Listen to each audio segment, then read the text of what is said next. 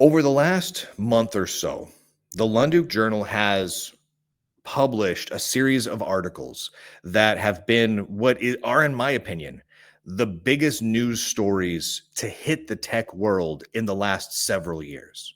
We've had the IBM and Red Hat leaks, where it is not only confirmed that IBM and Red Hat specifically hire people based on skin color and not on their technical merits or their experience. And we have that from them confirmed. And that they have actual training where they tell white people how evil they are and give white people lists of negative things about white people to memorize. I mean, it's just one bad racist thing after another. Huge stuff that is resulting in legal action against Red Hat and against IBM.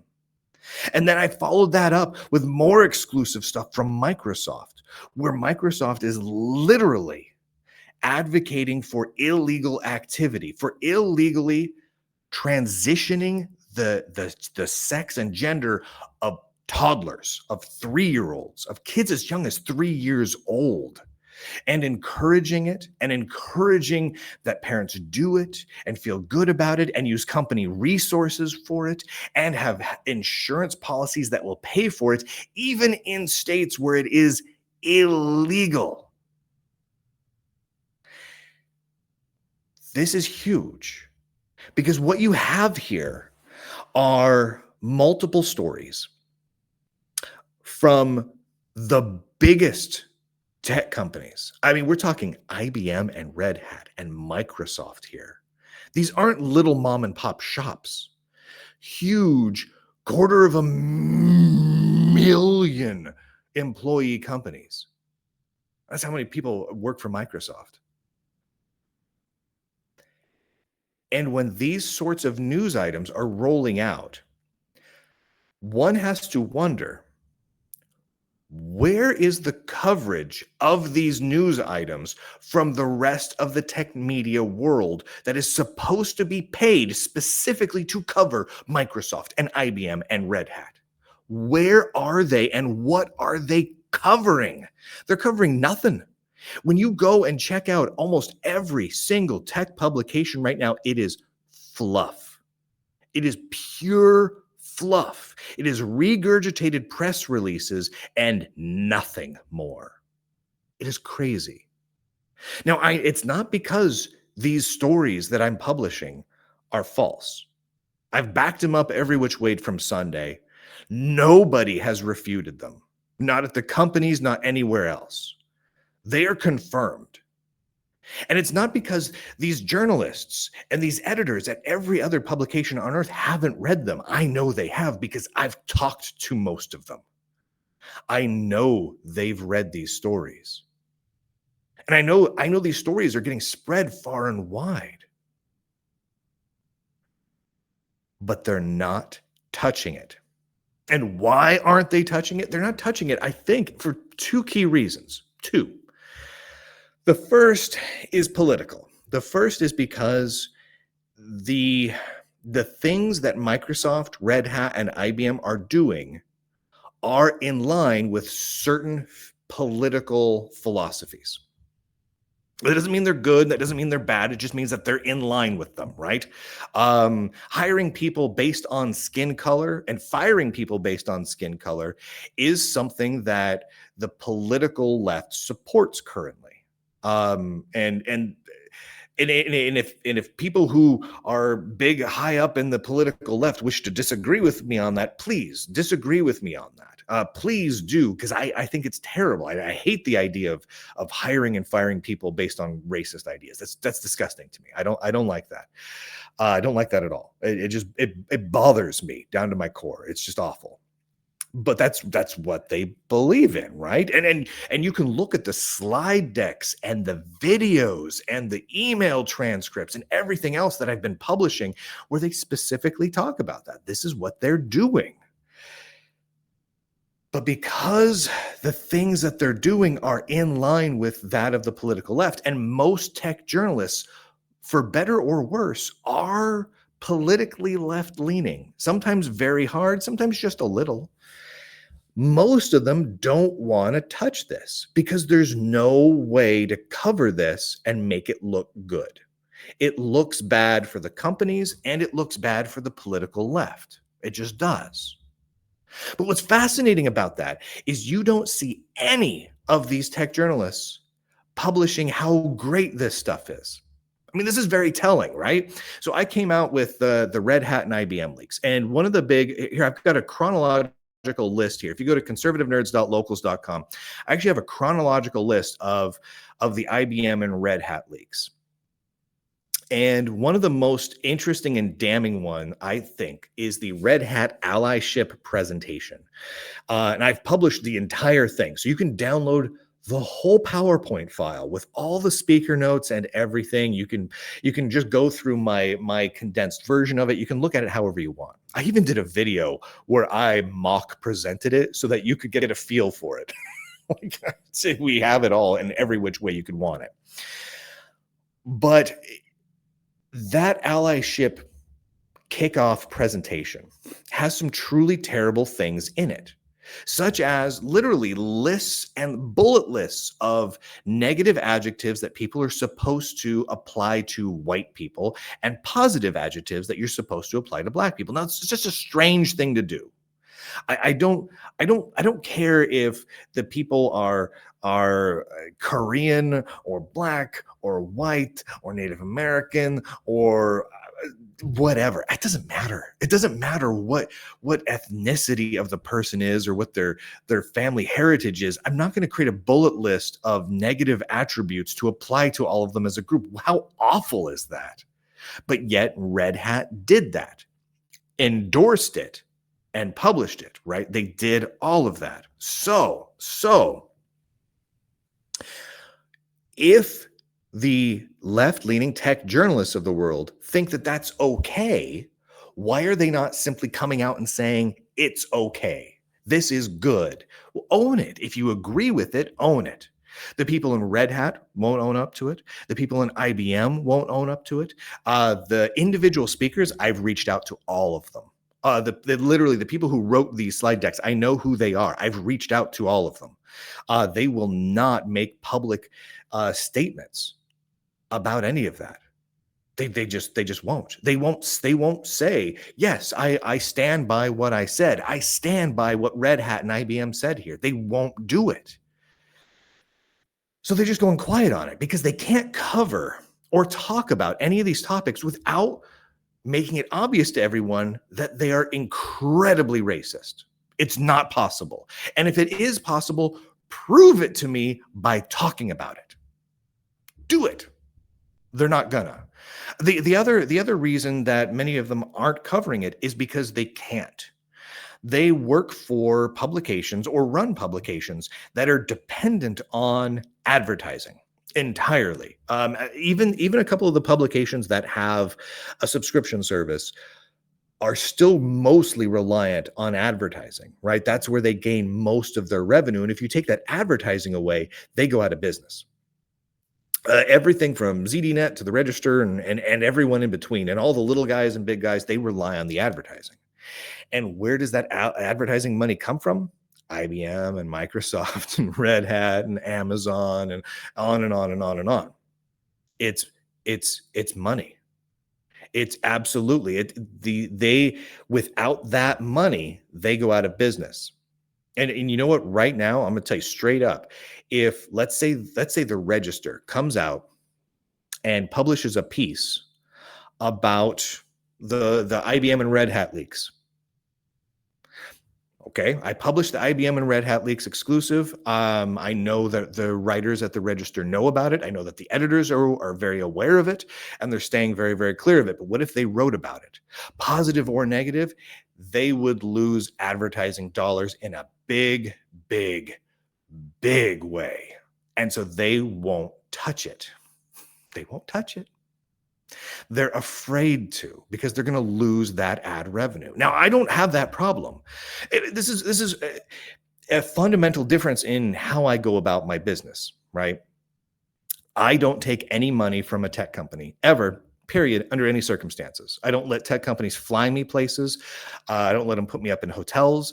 I don't. I don't let them give me gifts. I don't take advertising dollars. None. I just don't. I don't do it. They can't control me.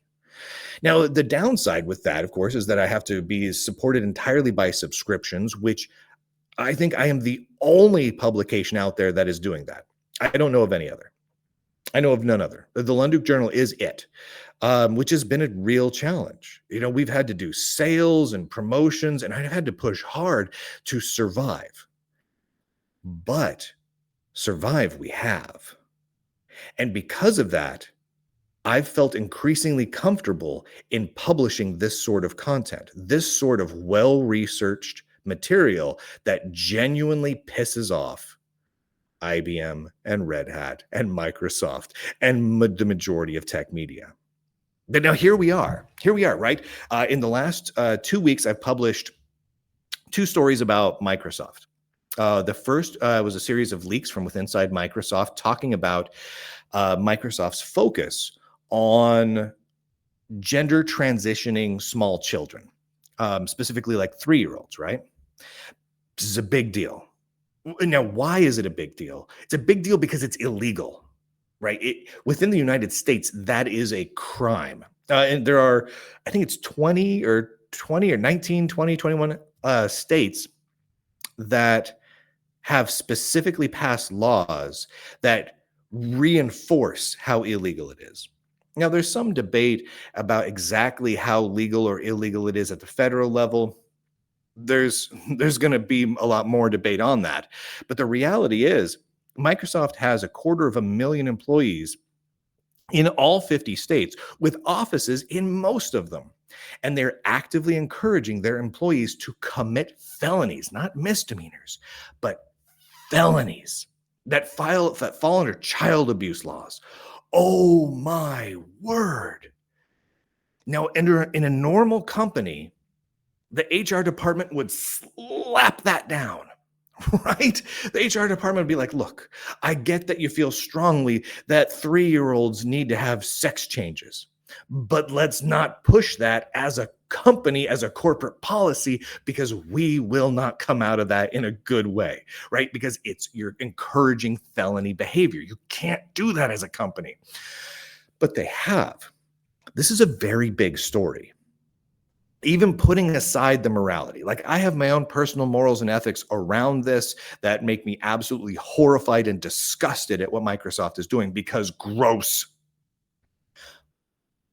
But purely from the legal standpoint, this is a massive earthquake of a story. Huge. Not getting covered. Not getting covered. The only place you get coverage of this, the only place is the Lunduke Journal. That's it. The only place. Everyone goes quiet on it. What's crazy to me, this is absolutely insane to me, is not only are they not talking about it, but they're not speaking positively or negatively about it, which tells you all you need to know. Because if it was truly a good thing, what Microsoft was doing, it would be covered.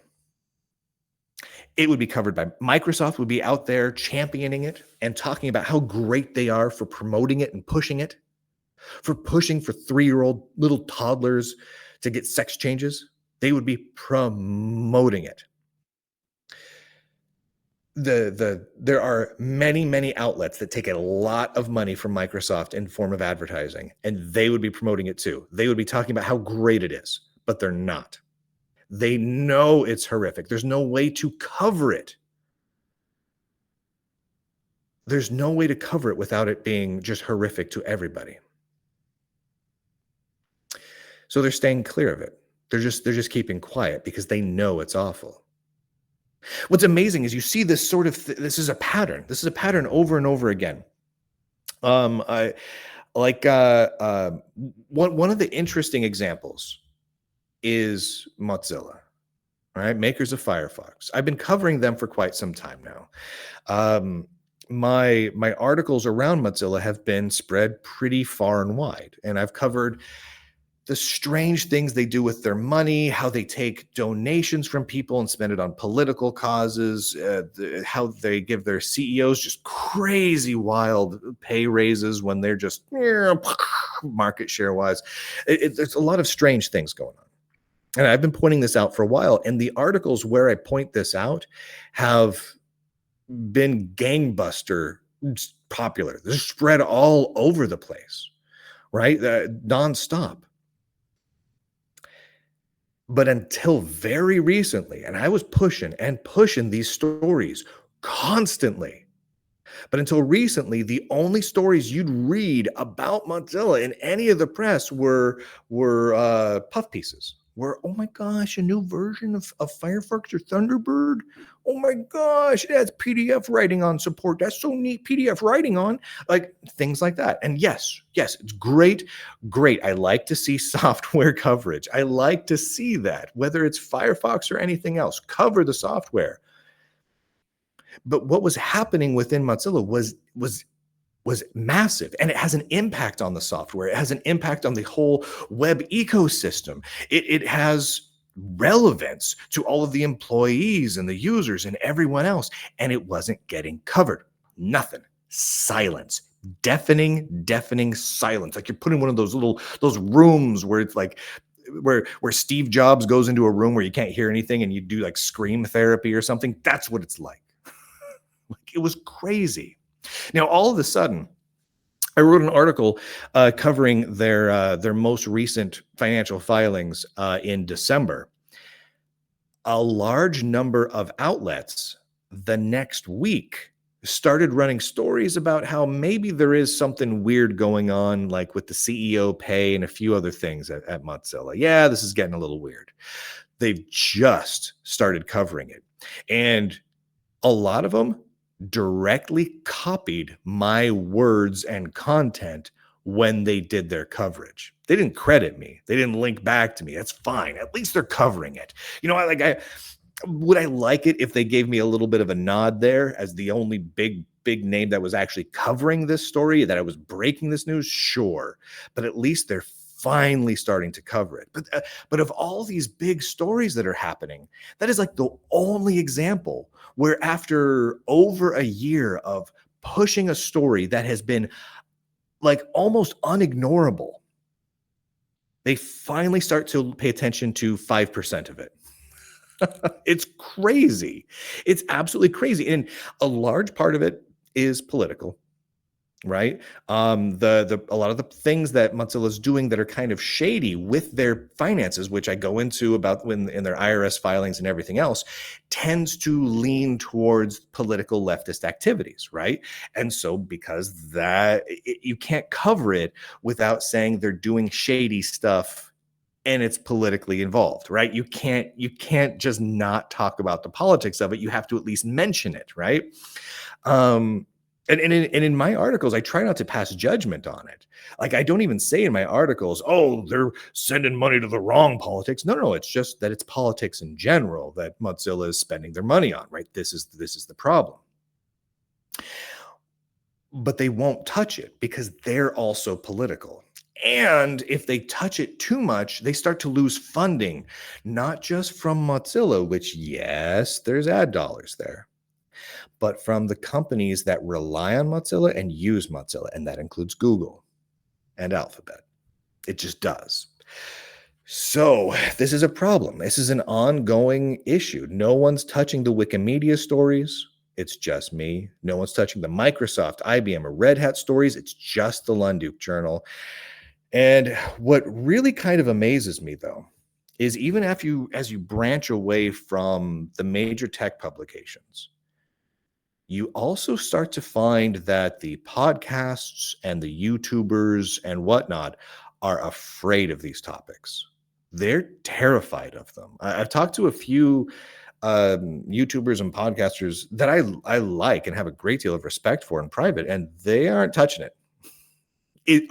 Do they agree that yes, these are the biggest stories of the year? Yes. I mean, there's no doubt, right? You can't have a story about Microsoft trying to encourage employees to get 3-year-old sex change operations, and red hat telling all white people that white people are terrible, and have anti-white people training, and fire people because they're white and hire people only because they're black. You can't do those sorts of things and not have it be a massive story. Scandalous, off the charts. It's intense. They agree, but they're still not going to touch it. And what's interesting is those YouTubers and podcasters, their motivation is a little bit different. The YouTubers, they're a little worried that they're gonna get struck down by YouTube and Google, right? If they start posting a lot of videos that get substantial views, they're gonna get demonetized simply for talking about this stuff. I get that. And that's their form of revenue for their publication. I understand that.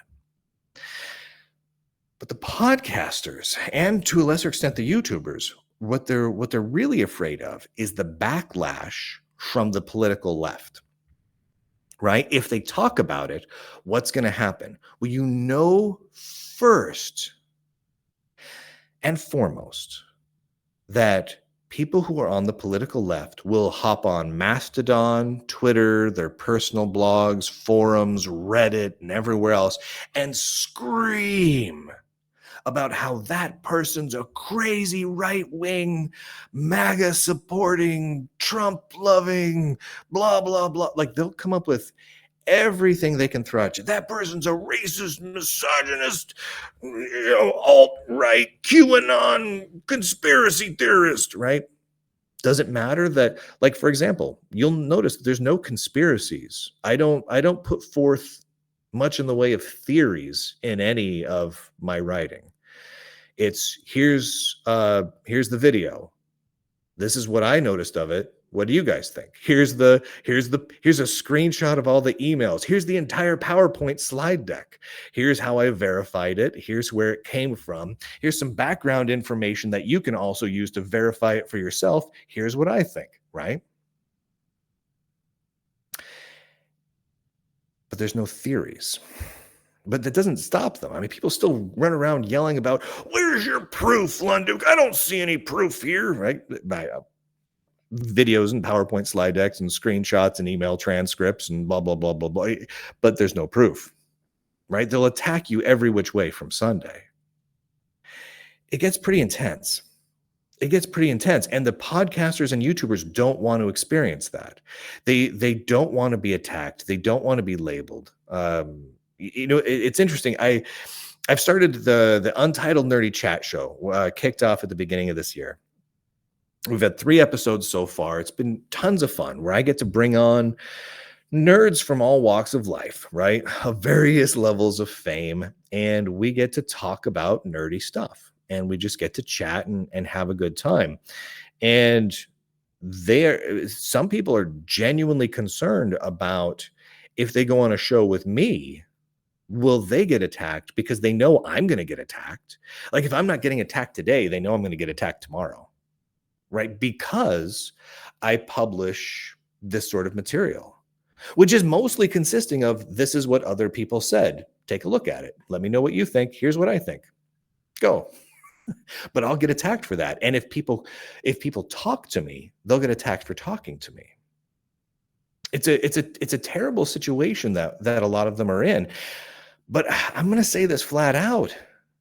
It's a bit pansy-ish if they're going to let these sorts of crazy people push them around like that. I genuinely believe it only gets better if we start speaking truthfully and honestly and don't let people push us around so much. We don't let people bully us constantly, right? Like there's people every day on Twitter or Mastodon or Reddit or YouTube or whatever, just mouthing off about how awful I am. And that's fine. You know what? It's their God-given right to say whatever they want about me.